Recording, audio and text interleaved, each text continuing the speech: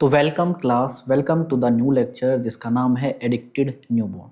ठीक है, तो हमें पता है कि माँ जो भी चीज़ खाना खाती है, पानी पीती है, जो भी कुछ भी लेती है, वो सारी चीज़ें बेबी के पास ट्रांसफ़र होती है वाया प्लेसेंटा। ठीक है, तो अगर किसी न्यूबॉर्न की मदर अगर अपनी प्रेगनेंसी के टाइम पे कुछ ड्रग्स लेती है, जैसे ओपियोइड्स लेती है, हीरोइन लेती है, गांजा लेती है, चरस लेती है, अल्कोहल लेती है, कुछ भी चीज़ें लेती हैं, तो वे ड्रग्स, वे सेडेटिव ईजिली प्लेसेंटा के थ्रू बेबी के पास जाएंगे और माँ तो झूमेगी ही झूमेगी, साथ में बच्चा भी झूमेगा। ठीक है, तो माँ तो झूमेगी और साथ में बच्चा भी झूमेगा। तो इससे क्या होता है, बच्चा ना धीरे धीरे उस ड्रग के लिए एडिक्ट बन जाता है। फिर जैसे ही बच्चे की डिलीवरी होती है, बच्चे की प्लेसेंटा के साथ कनेक्शन कट हुआ, माँ से ब्लड मिलना खत्म हुआ, एकदम से बेबी को वे सारी ड्रग्स जो मिल रही थी माँ के थ्रू, वे मिलनी बंद हो गई। तो बेबी के अंदर विड्रोल सिम्टम्स आते हैं, तो वो होता है एडिक्टेड न्यूबॉर्न के सिम्टम्स। ठीक है, तो ये सारी चीजें हम पढ़ेंगे। ठीक है, एडिक्टेड न्यूबॉर्न के अंदर यहाँ पे देखिए आप इमेज के अंदर बच्चा है, एडिक्ट हो रहा है। यहाँ पे किस चीज का एडिक्ट हो रहा है, फोन का एडिक्ट हो रहा है, साथ में ईयरफोन्स लगाए हुए हैं। आज के टाइम पे हर 10 में से 7 बच्चे फोन से एडिक्ट हो चुके हैं।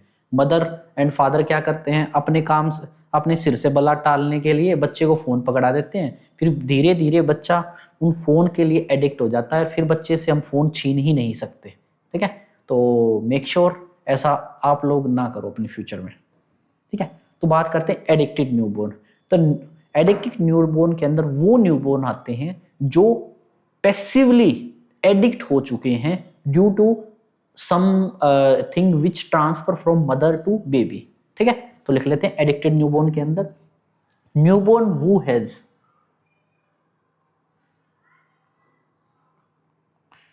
newborn who has passively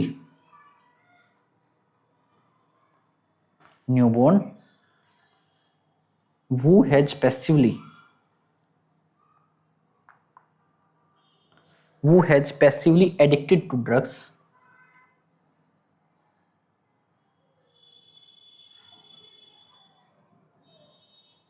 ठीक है, that pass through placenta।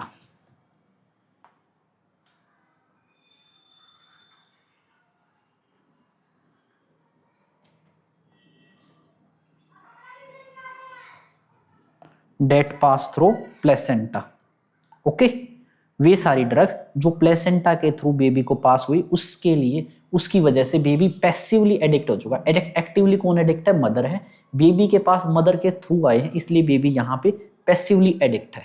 ठीक है, तो जब इस बेबी से डिलीवरी होती है, तो डिलीवरी होने के बाद बेबी के अंदर जब ये ड्रग्स मिलने बंद हो गए बेबी को, तो एकदम से बेबी के अंदर सिम्टम्स, विड्रोल सिम्टम्स आते हैं। जो विड्रोल सिम्टम्स आते हैं उनको हम बोलते हैं neonatal abstinence syndrome.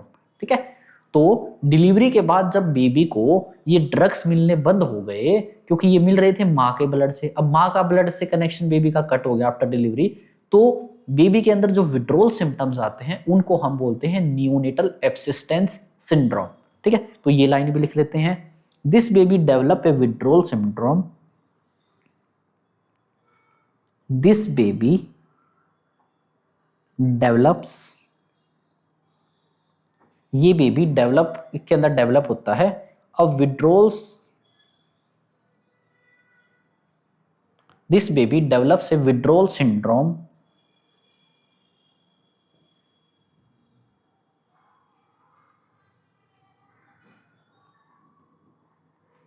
After birth. ठीक है, बर्थ के बाद डेवलप होता है। नोन, इसको किस नाम से जाना जाता है, known as neonatal abstinence syndrome.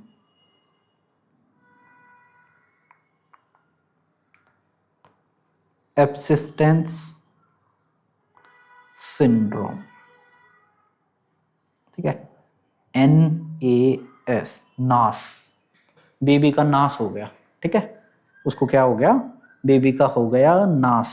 ठीक है, बेबी को हो गए, अरे सिंड्रोम की स्पेलिंग गलत लिख दी।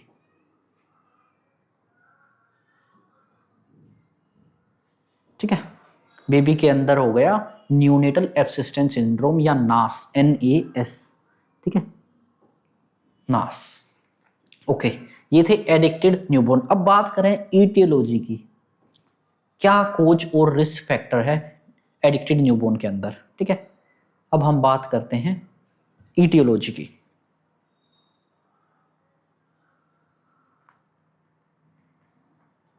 ईटियोलॉजी के अंदर वो सारी ड्रग जो प्लेसेंटा को क्रॉस करके बेबी के अंदर पहुंचती हैं, वे सारी ड्रग हैं ईटियोलॉजी। तो ईटियोलॉजी के अंदर सबसे पहली मोस्टली ड्रग यूज होती है ओपियोइड्स, ठीक है। ओपियोइड्स, ओपियोइड्स भी दो तीन ड्रग्स होती हैं मेनली, आपने नाम जरूर सुना होगा, heroine,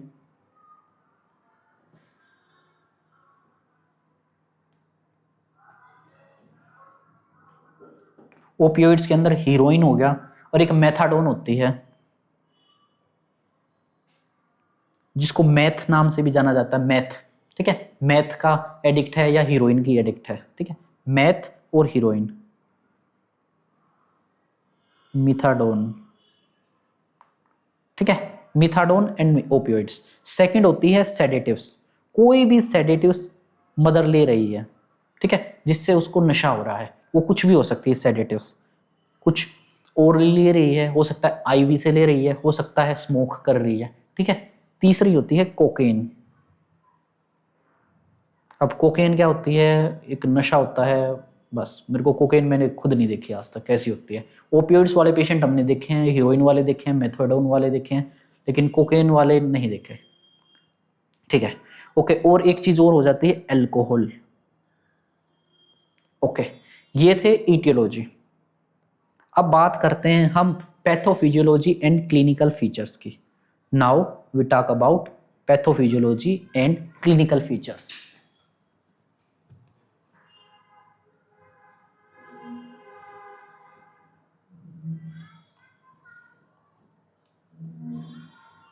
pathophysiology and clinical features. अब ये सारे सिम्टम्स, विड्रोल सिम्टम्स बेबी के अंदर कैसे आते हैं, बात करते हैं। देखो, ध्यान से सुनो। जब भी बेबी माँ के वोम्ब के अंदर होता है, यूट्रस के अंदर होता है, तो मदर क्या करती है, ये सारे सेडेटिव्स लेती हैं। जैसे हेरोइन ली माँ ने, ठीक है, मेथाडोन लिया, तो माँ ने ये हीरोइन ली, माँ के ब्लड के अंदर ये ड्रग गई, माँ के ब्लड से वाया प्लेसेंटा ये ब्लड गया बेबी के अंदर। तो बेबी के अंदर जाके ये दो चीज करता है। एक तो जो इंजॉय वाले हॉर्मोन्स होते हैं ना, इंजॉय वाले न्यूरोट्रांसमीटर होते हैं, जिसको डोपामिन के नाम से जानते हैं। इंजॉय वाले न्यूरो ट्रांसमीटर डोपामिन, बेबी के अंदर ये डोपामिन के लेवल को बढ़ा देता है। प्लस में बेबी का जो ब्रेन स्टेम होता है ना, ब्रेन स्टेम वाला पार्ट होता है, उसको ये ड्रग सप्रेस कर देता है, ठीक है। तो जब तक बेबी माँ के यूट्रस के अंदर रहेगा ना, बेबी के अंदर डोपामिन का लेवल हाई मिलेगा और ब्रेन स्टेम का फंक्शन बिल्कुल लो मिलेगा, ठीक है। तो जैसे ही बेबी डिलीवर हुआ, तो माँ से जो ब्लड सप्लाई मिल रही थी वो कट हुई, तो उससे क्या हुआ, जो डोपामिन का लेवल यहाँ था वो एकदम से लो चला जाएगा, और जो ब्रेन स्टेम का लेवल यहाँ था, ब्रेन स्टेम फंक्शन ही नहीं कर रहा था, तो ब्रेन स्टेम एकदम से रिबाउंड मारेगा और फंक्शन करना स्टार्ट कर देगा, ठीक है। तो ब्रेन स्टेम का फंक्शन एकदम से रिबाउंड हुआ है, उससे क्या होता है, ब्रेन स्टेम से रिलीज होते हैं नोर एड्रेनलिन, ठीक है। तो नोर एड्रेनलिन रिलीज होते हैं, नोर एड्रेनलिन का लेवल एकदम से सडन पीक हो जाता है, जिससे सारे के सारे क्लिनिकल फीचर बेबी के अंदर देखने को मिलते हैं, ठीक है। तो जो मैंने बताया अभी इसको राइट डाउन कर लेते हैं, ठीक है। ड्यूरिंग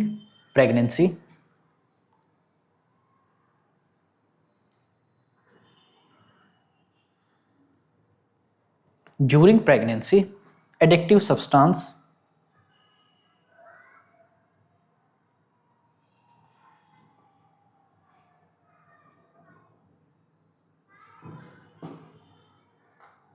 जो एडिक्टिव सब्सटेंस है ना, वो इजीली क्रॉस कर लेंगे प्लेसेंटा बैरियर,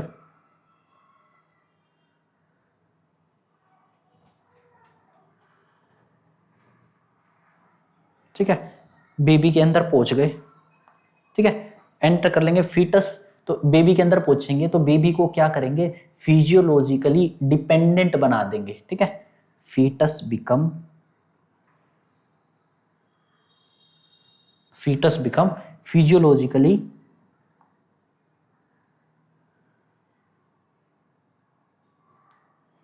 डिपेंडेंट। बेबी जो फीटस है वो फिजियोलॉजिकली डिपेंडेंट बन गया है, ठीक है, डिपेंडेंट इन ड्रग्स के ऊपर बिल्कुल डिपेंड हो गया है, क्योंकि बेबी के अंदर अब डोपामिन का लेवल बढ़ने लगा, बेबी के अंदर फीटस के अंदर एंजॉयमेंट वाले न्यूरोट्रांसमीटर बढ़ने लगे। क्या हुआ है? इंक्रीज डोपामिन, ठीक है, increase dopamine level and suppress brain stem function. Brain stem का फंक्शन सप्रेस हो गया है, ठीक है, ब्रेन स्टेम का फंक्शन हो गया है सप्रेस। उससे क्या होएगा?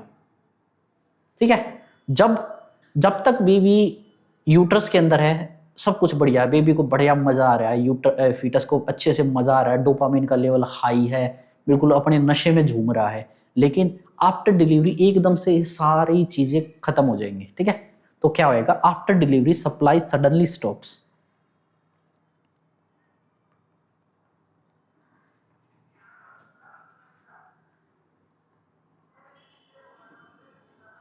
सप्लाई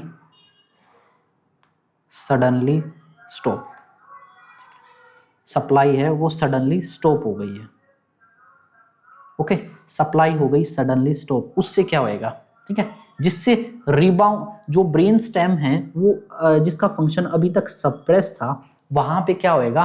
रिबाउंड मारेगा, ठीक है, जिससे क्या होएगा? रिबाउंड हाइपर एक्टिविटी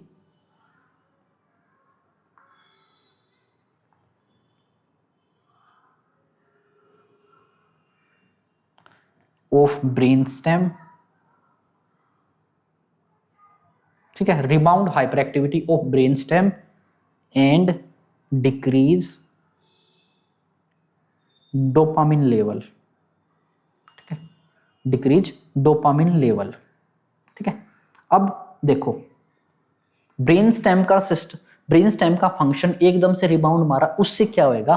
बॉडी के अंदर क्या आएगा? इंक्रीज बढ़ जाएगा नोर एड्रेनलिन का लेवल, नोर एड्रेनलिन। अब नोर एड्रेनलिन एक हार्मोन है, अपने को पता है, बीपी को मेंटेन करता है, हार्ट रेट को मेंटेन करता है।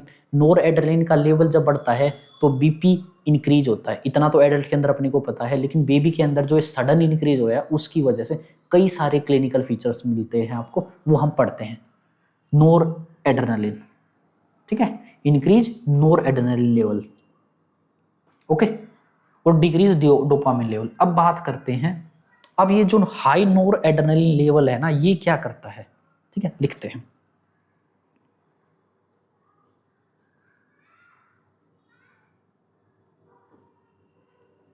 ये जो हुआ है ना हाई नोर एड्रेनलिन लेवल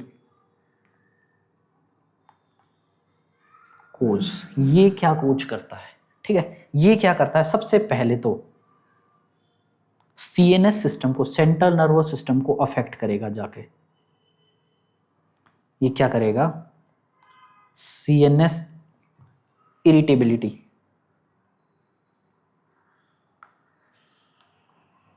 सीएनएस इरिटेबिलिटी करेगा, ठीक है, सीएनएस के अंदर इरिटेबिलिटी करेगा। सेकंड, ये ऑटोनोमिक हाइपर एक्टिविटी करेगा, जो ऑटोनोमिक नर्वस सिस्टम है ना उसकी हाइपर एक्टिविटी कर देगा, ऑटोनोमिक हाइपर एक्टिविटी, ठीक है। तीसरा, ये जीआई हाइपर एक्टिविटी कर देगा, जीआईटी की hyper activity, GI hyper activity,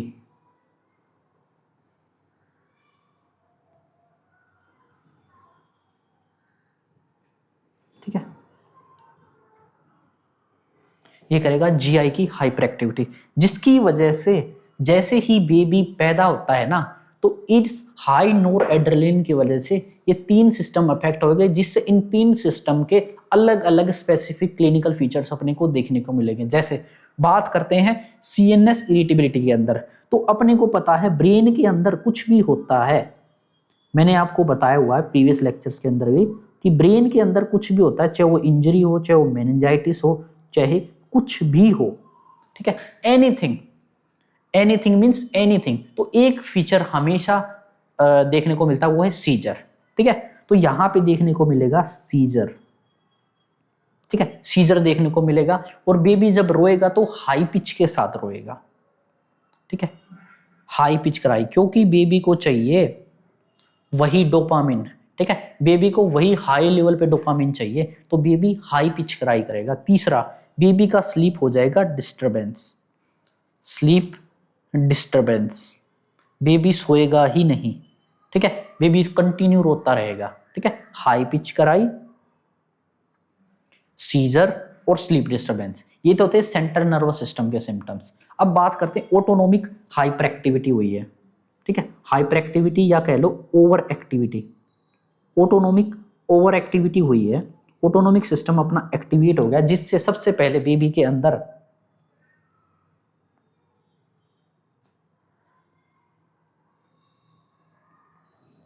सबसे पहले बेबी को स्वेटिंग देखने को मिलेगी। ऑटोनोमिक सिस्टम की वजह से बेबी को देखने को मिलेगी स्वेटिंग। ठीक है, स्वेटिंग देखने को मिलेगी, बेबी का देखने को मिलेगा फीवर। ठीक है, स्वेटिंग, और बेबी को देखने को मिलेगी टैकीकार्डिया और हाइपरटेंशन। टैकीकार्डिया और हाइपरटेंशन बेबी को देखने को मिलेगी। टैकीकार्डिया हो गया और हाइपरटेंशन हो गया। अब बात करते हैं जीआई हाइपर एक्टिविटी की वजह से क्या क्या बेबी के अंदर क्लिनिकल फीचर्स देखने को मिलेगा। ठीक है, तो जीआई हाइपर एक्टिविटी की वजह से सबसे पहले तो बेबी को फीडिंग डिफिकल्टी देखने को मिलेगी। फीडिंग डिफिकल्टी, ठीक है, बेबी को देखने को मिलेगी फीडिंग डिफिकल्टी। उसके बाद हो सकता है बेबी को कभी कभी डायरिया भी देखने को मिल जाता है और कभी कभी वोमिटिंग भी देखने को मिलती है। ठीक है, डायरिया भी और वोमिटिंग भी बेबी को देखने को मिलती है। ये क्यों हुआ है? High level of NOR adrenaline की वजह से, जिसने क्या ये सारे क्लिनिकल फीचर देखने को मिलते हैं। और इनके साथ साथ एक और क्लिनिकल फीचर देखने को मिलता है, यहाँ पे रेस्पिरेटरी सिस्टम को जब ये हाई नोर एड्रेनलिन अफेक्ट करता है तो उससे बेबी के अंदर रेस्पिरेटरी डिस्ट्रेस भी देखने को मिलता है। रेस्पिरेटरी डिस्ट्रेस भी देखने को मिलता है। ठीक है, रेस्पिरेटरी सिस्टम भी डिस्ट्रेस हो जाएगा। ठीक है, ये सारी चीजें अपने को high norad level and low dopamine level की वजह से देखने को मिलती है।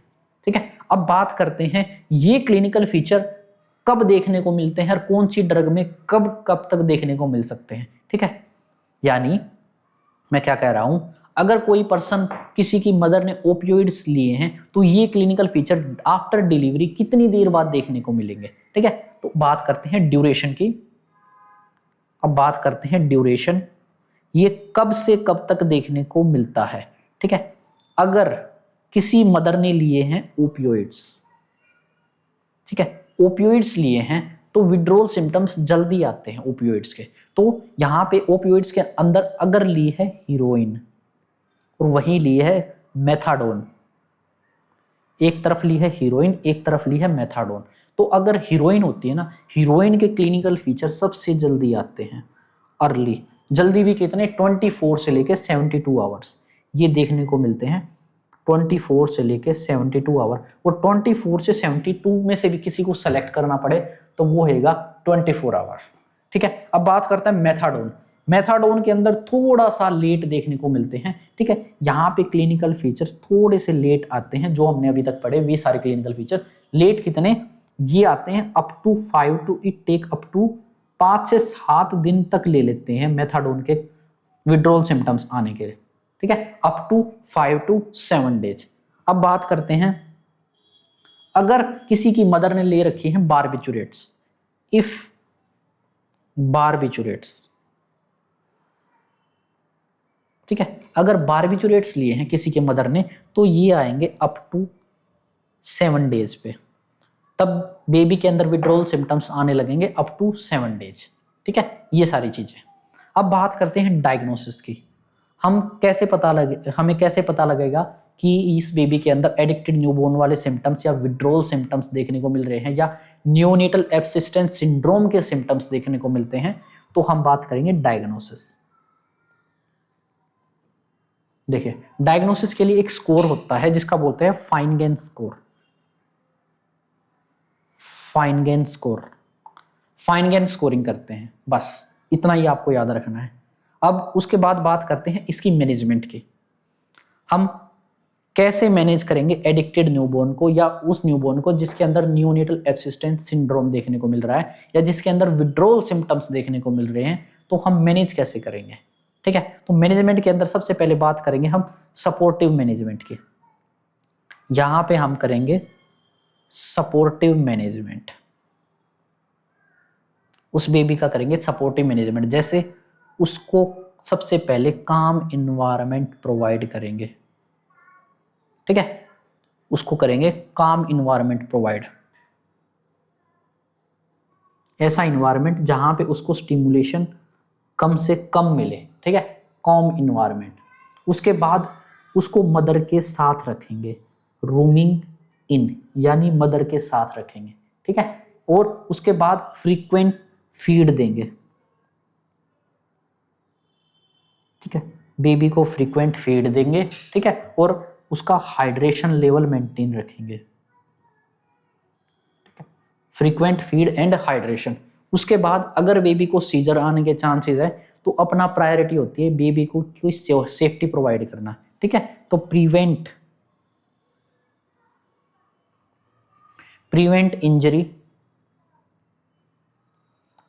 इंजरी ड्यू टू सीजर, और ये है अपनी first priority. Safety is the first priority here. ठीक है, उसके बाद अगर कोई ये पूछ ले कि what is the drug of choice for opioid withdrawal, तो ये भी लिख लो, drug of choice of opioid, OPIOID, opioid withdrawal. Baby के अंदर ओपियोइड विड्रॉल की ड्रग ऑफ चॉइस क्या होगी, तो बेबी के अंदर ओपियोइड विड्रॉल की अगर जो ड्रग ऑफ चॉइस की बात करें तो यहाँ पे देखने को मिलती है मॉर्फिन, और वो भी ओरल वाली, ओरल मॉर्फिन। बेबी को ओरली सिरप पिलाएंगे मॉर्फिन की, जिससे बेबी का विड्रॉल सिम्टम्स नहीं आएंगे। ठीक है, तो ये था आपका एडिक्टेड न्यूबॉर्न। Thank you.